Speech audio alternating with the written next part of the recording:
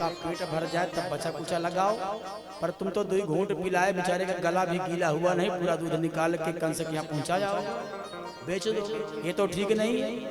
तो भाभी ने फटकारा, चल हट यहाँ से, बड़ा पंडित, जब देखो तो ज्ञान बांटता रहता है। कन्हैया ने कहा कल तेरी खबर लूंगा मैं। और कल क्या हुआ, गोपिका सो करके उठ नहीं पाई। बत्सान मुंचन, बत्स माने बछड़ा, मुंचन माने खोल दिया।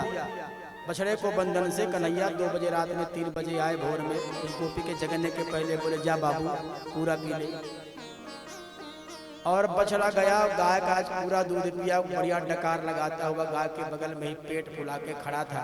जब गोपिका दोहनी लेकर के आई, देखा कि हे भगवान ये तो सारा दूध पी लिया है। देखा कि बगल में टेढ़ी टांग वाला भी खड़ा था। च्योरे लाला तैने खोला है, ठहर जा, भी तेरी खबर लेती हूँ। भगवान भागे, भगवान भागे, पीछे पीछे गोपिका दौड़ रही, आगे आगे कन्हैया भाग रहे हैं।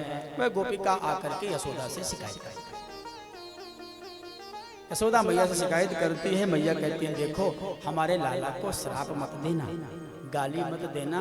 अरे सखी, जितना दूध तेरे बछड़े ने तेरी गाय का पी लिया है ना, उसका दूना दूना दूध तू मेरे से ले जा, पर मेरे लाला को अपशकुन मत बकना। भगवान श्री कृष्ण कहते हैं परीक्षित, भगवान श्री कृष्ण अन्यान्य लीला करते हैं। आज क्या हुआ, आज सवेरे सवेरे एक दरवाजे से एक फल बेचने वाली मैया गई। फल विक्रयणी तस्या च्युत धान करद्वयम् फलैरपूरयद् रत्नैः फलभाण्डमपूरिचा।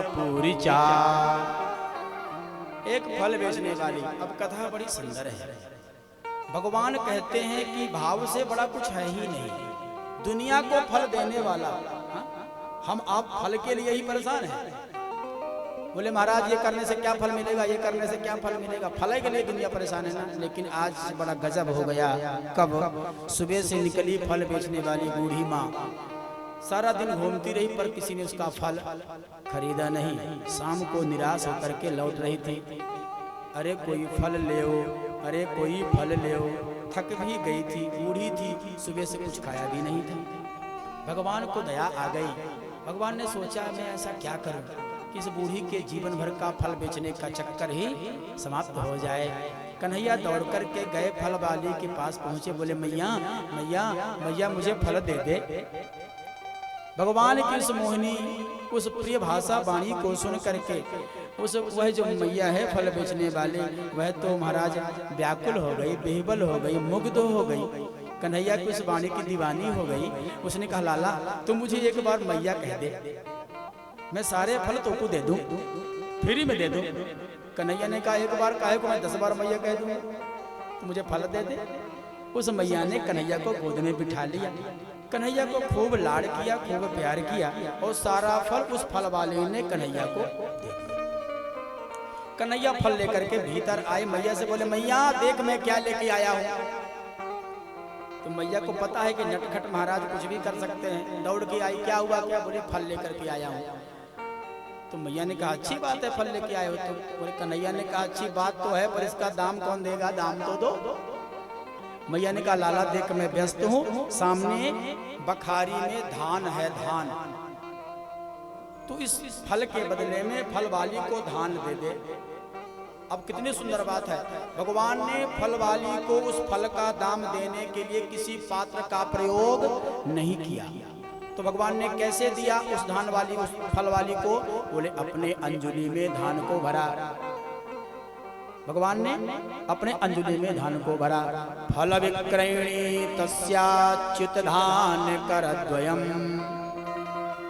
अब भगवान के छोटे छोटे हाथ भी हैं श्रीमान जी, अभी 4 वर्ष के पूरे नहीं हुए हैं।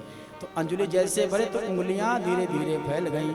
तो जहां से लेके धान चले, धान गिरने लगी। गिरते गिरते फल वाले के पास जब कन्हैया पहुंचे तो कन्हैया के हाथ में केवल 2 दाना धान बचा।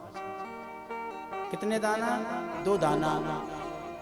कन्हैया ने धान लेकर जब आए तो वो जो फल वाली है भगवान की इस लीला को देख करके और आनंदित हो गई कि कितना प्यार से लिया हुआ है। और उंगली फैल गई, 2 दाना धान बचा है। उस फल वाली ने 2 दाना धान अपने टोकरी में रख लिया। टोकरी को सिर में लेकर के खाली टोकरी जा रही है, केवल 2 दाना धान। लेकिन कन्हैया ने चमत्कार कर दिया। 2 दाना धान के बदले में कन्हैया ने फल वाली को दोनों लोकों का सुख प्रदान कर दिया। मृत्यु लोक और वैकुंठ लोक, दोनों लोकों का सुख कन्हैया ने 2 दाना धान में उस फल वाली को प्रदान कर दिया।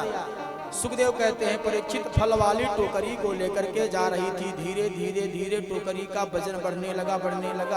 अपने घर के पास जैसे दरवाजे पर वह फल वाली पहुंची तो वजन सह नहीं पाई और वह टोकरी उसके माथे से गिर पड़ी। टोकरी जैसे गिरी तो महाराज हीरे मोती मणि माणिक्य जवाहरात बहुमूल्य मणियां बिखर गई हैं। एक एक मणि की इतनी कीमत है कि एक मणि से उस बुढ़िया का सारा जीवन कट जाए। बुढ़िया समझ गई, फल वाली समझ गई, नंद का छोरा कोई साधारण प्राणी साक्षात नारायण है। उसने कहा, लाला अब मैं इस मणि को लेकर क्या करूंगी। मधुबन में जाकर के वह फल बेचने वाली मैया ने कन्हैया के नाम का जाप करती हुई परमात्मा के धाम को प्राप्त कर लिया। बोल वृंदावन बिहारी लाल की जय हो। अब भगवान आज 4 वर्ष के हुए। भगवान का जन्मोत्सव मनाया गया। नंद जी 8 भाई हैं, 9 भाई हैं। और नंद जी ने अपने भाइयों से आज कहा कि भाई, जब से कन्हैया का जन्म हुआ है कोई ना कोई उत्पात होता ही रहता है। यदि आपको कोई इस ब्रजमंडल के अलावा कोई दूसरा स्थान ज्ञात हो जहां पर कोई समस्या ना हो, वहां पर चलकर हम लोग रहें। तो नंद के छोटे भाई ने कहा कि बनम वृंदावनम नाम पसव्यम नवकाननम गोप गोपी गवाम सेव्यम पुण्याद्रतृण विरुधम। नंद के छोटे भाइयों ने कहा, भैया यहाँ से कुछ दूरी पर एक वन है, उस वन का नाम है वनम वृंदावनम नाम। उस वन का नाम वृंदावन क्यों है? बोले उस वन में तुलसी ही तुलसी का वन है। तुलसी को क्या कहते हैं? वृंदा कहते हैं तुलसी को। तो जहां पर तुलसी है उसका नाम है वृंदा वनम वृंदावनम नाम पसव्यम नवकाननम। कह रहे हैं नंद जी के भाई कह रहे हैं वो सुंदर जो वृंदावन है, गिरिराज गोवर्धन जी महाराज की दिव्य तलहटी पर हमारे गायों को बछड़ों को चरने के लिए हरी हरी घास, हमारे ग्वाल बालों के लिए मीठे मीठे फल और पीने के लिए यमुना का मीठा जल। यदि प्रिय लगे तो हम सबको वृंदावन चलना चाहिए। और नंद बाबा ने अपने भाइयों की बात को सहर्ष स्वीकार कर लिया।